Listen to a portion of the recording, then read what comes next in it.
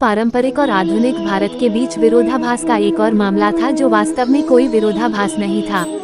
जबकि खगोलविदों ने इस शरद ऋतु के सूर्य ग्रहण का अध्ययन करने के लिए उन्नत उपकरणों का उपयोग किया था, लाखों आम हिंदुओं ने एक विशाल झील में शुद्धिकरण के अनुष्ठान स्नान के लिए कुरुक्षेत्र की यात्रा करके एक अलग प्रकार का अर्थ पाया।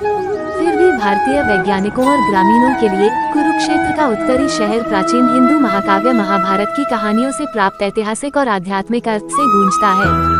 महाभारत के अनुसार यहीं पर हजारों साल पहले एक प्रलयनकारी युद्ध लड़ा गया था, जिसमें पूरे उपमहाद्वीप से शक्तिशाली सेनाएं शामिल हुई थीं। लड़ाई अकथनीय दुख, मौन और विनाश में समाप्त हुई। न्यूयॉर्क शहर में कुरुक्षेत्र की लड़ाई को अब पीटर ब्रूक के विशाल प्रोडक्शन द महाभारत में चित्रित किया जा रहा है, जो ब्रुकलिन संगीत अकादमी में 13 अक्टूबर को शुरू हुआ। ये नाटक पूर्व की एक प्राचीन कहानी को पश्चिम के आधुनिक दर्शकों के लिए सुलभ बनाने का एक दुर्लभ अवसर दर्शाता है। एक जीवंत पाठ। लेकिन भारत में, जैसा कि ग्रहण के लिए कुरुक्षेत्र की तीर्थयात्रा से संकेत मिलता है, महाभारत एक जीवित पाठ है जो समकालीन विचार और भावना में व्याप्त है। इसकी घटनाएं 5000 या 3000 वर्ष पहले घटी होंगी। ये संभवतः पहली बार लगभग 2000 वर्ष पहले या उससे थोड़ा पहले लिखा गया था।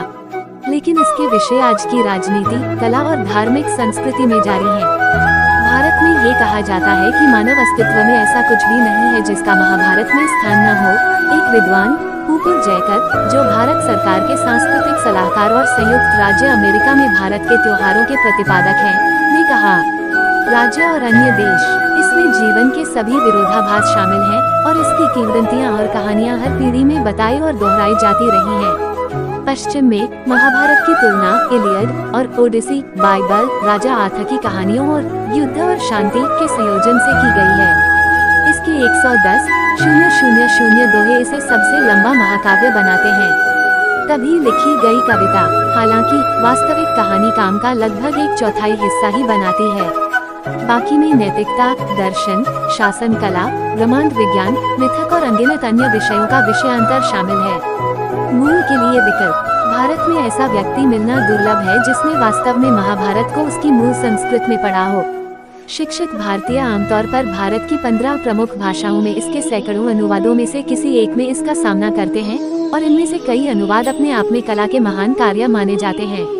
आधुनिक भारत एक ऐसा देश है जिसमें एक वकील और शिक्षक आपको निश्चितता के साथ बताएंगे कि महाभारत में एक नायक द्वारा इस्तेमाल किए गए ब्रह्मांडीय हथियारों के संदर्भ में जानबूझकर राष्ट्रपति रीगन की अंतरिक्ष आधारित रणनीतिक रक्षा पहल की रूपरेखा तैयार की गई थी।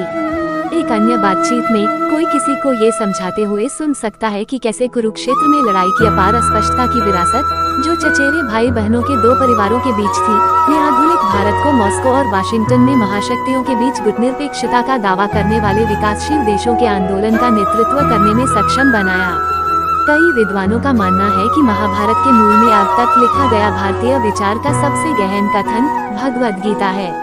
इस अलग कविता में युद्ध की पूर्व संध्या पर नायक अर्जुन उस युद्ध की निरर्थकता पर अनिश्चितता से अचानक स्तब्ध हो जाता है जिसे उसे लड़ने के लिए नियत किया गया है। भगवान कृष्ण अर्जुन के सामने प्रकट होते हैं और उन्हें बताते हैं कि जीवन का उद्देश्य कर्तव्य और कार्रवाई का विवाह है, भले ही परिणाम दुखद लगते हों। सभी राजनीतिक विचारधारा वाले भारतीयों का कहना है कि ये सबक उन्हें आज की राजनीतिक दुनिया में कायम रखते हैं। स्वतंत्र भारत के जनक मोहनदास के गांधी अक्सर अपने महान संकट के क्षणों में भगवद गीता की ओर रुख करते थे। मौखिक परंपरा। लेकिन यहाँ तक कि सबसे गरीब और अशिक्षित भारतीय ग्रामीण भी महाभारत की कहानियों को जानते हैं, जो परिवार के बुजुर्गों, पुजारियों और यात्रा करने वाले भाटों और कलाकारों द्वारा मौखिक रूप से प्रसारित की जाती थी। अन्य भारतीय महाकाव्य रामायण के साथ महाभारत भारतीय राष्ट्रीय पहचान और संस्कृति के मूल में निहित है।